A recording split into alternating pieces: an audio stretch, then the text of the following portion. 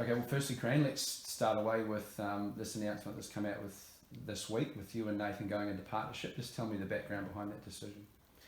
Yes, it's something that we've thought about for many weeks and even months, really. It hasn't been an overnight thought, because it's quite a big deal for us here back at this operation.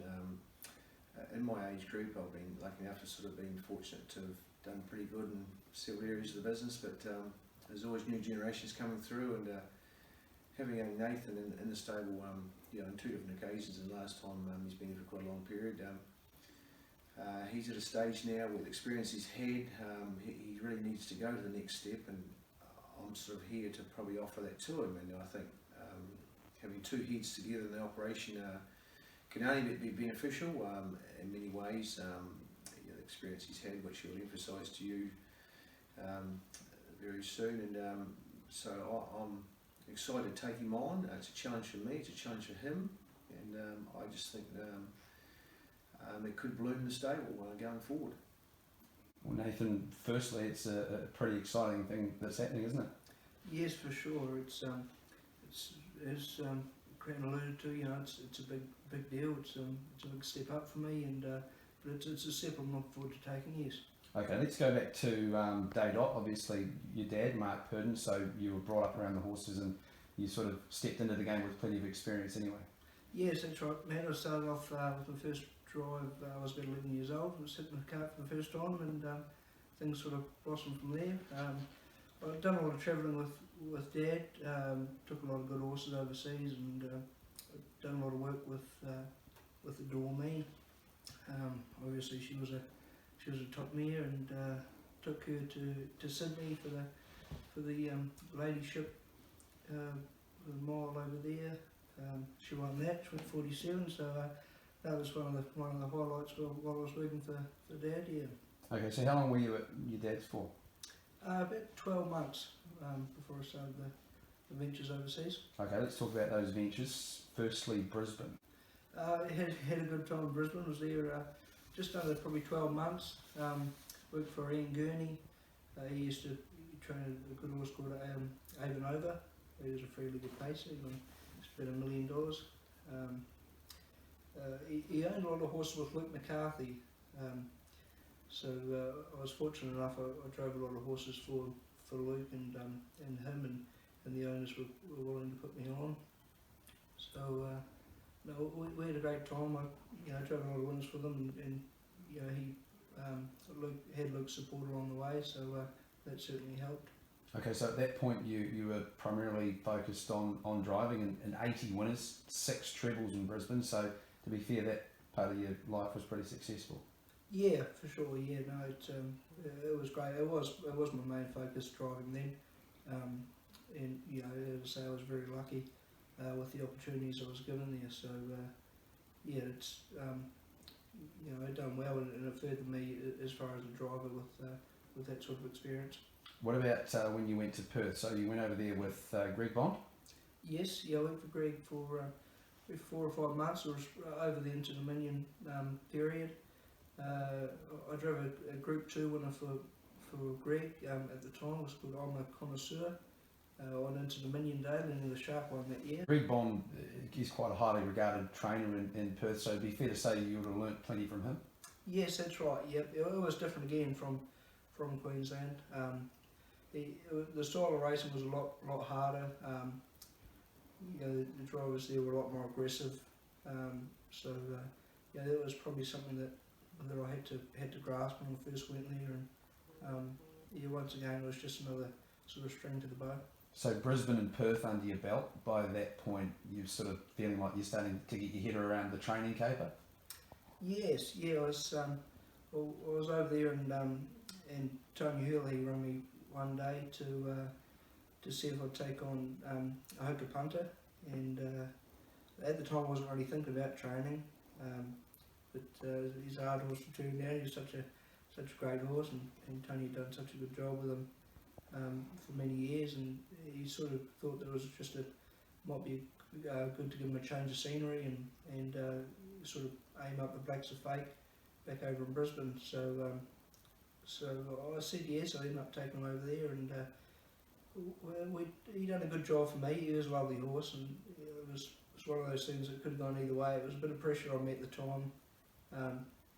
Being such a good horse, I wanted to maintain his his reputation, and no, he was good. We gave him sort of 3 starts, just in ordinary races early, and he won all 3.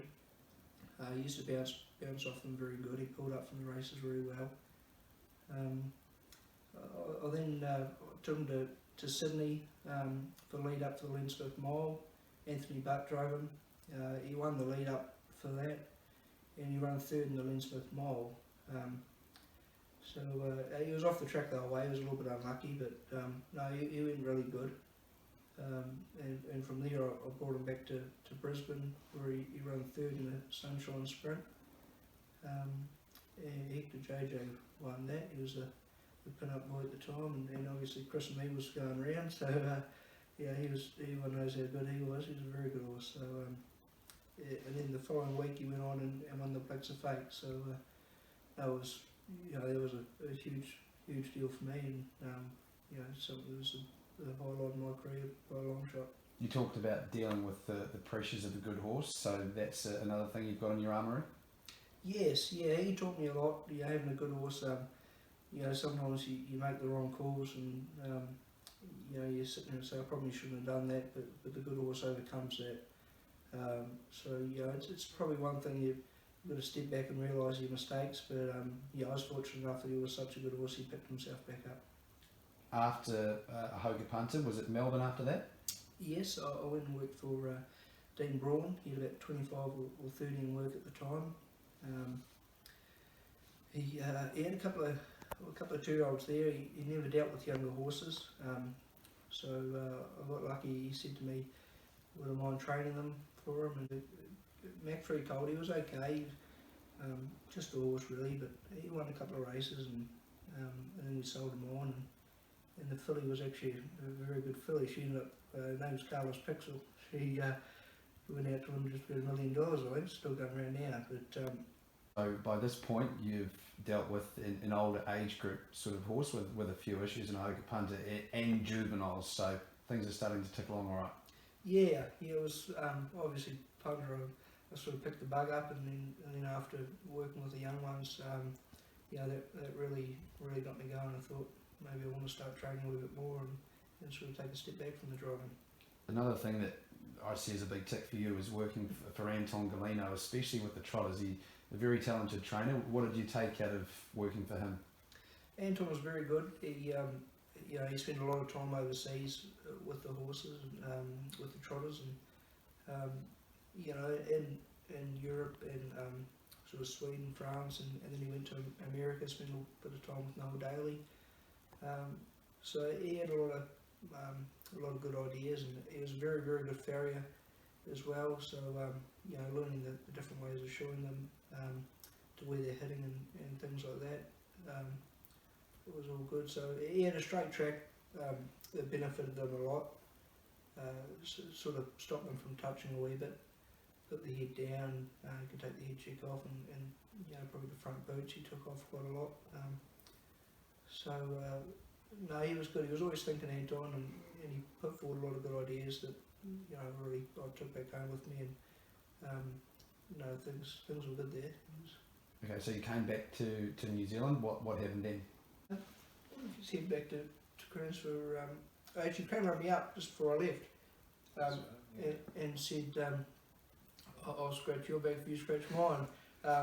If you want to come back here, and I'll give you a kickstart with the driving, and then sort of go on and see what happens after that." So I'll come back here. I'll probably here close to 12 months, I suppose, the second time round, and things were good. We were always sort of thinking along the same lines, right from the start, and sort of we always had a good team around us, horses and people. It was help make things a bit easier.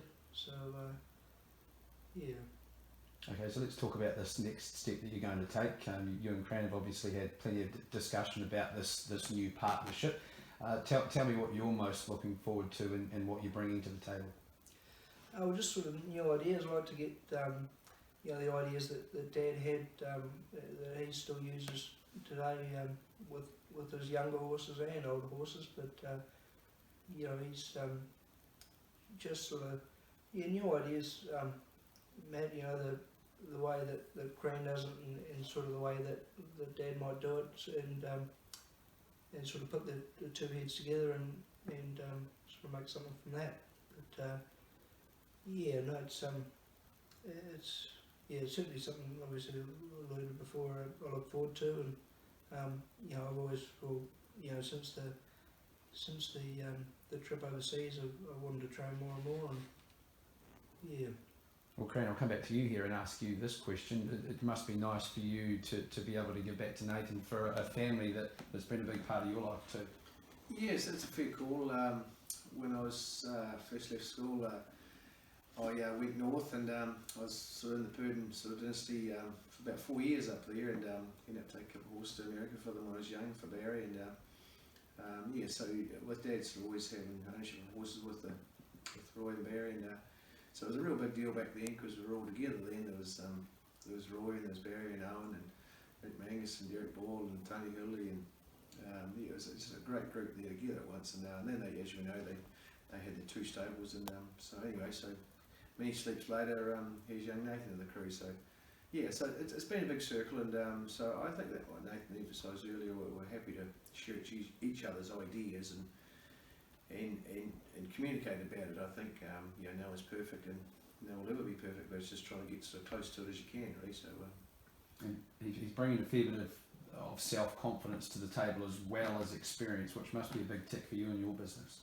oh, no doubt. When Chris and myself spoke about it, we didn't want to go into something big like this and it backfire on us, and you know, make us sort of a clown of us. But you know, definitely with Nathan, the equation that will not happen. So yeah, so excited going forward. Okay, well Nathan, looks as though there's some smart young stock out in the stable, so plenty to look forward to. Yes, that's right. Really, Cran went to the sales last year, and he plucked out some really nice horses, and really well bred horses too. So no, it's definitely something to look forward to. Yeah, I think Cran turned a lot of the nicer 2-year-olds out sort of last season, early 2-year-olds to rising 3. And they're coming back really well too. So you know, fingers crossed we should have a good season. Let's talk about drivers, Cran. Obviously, you'll be looking to use the best in the business.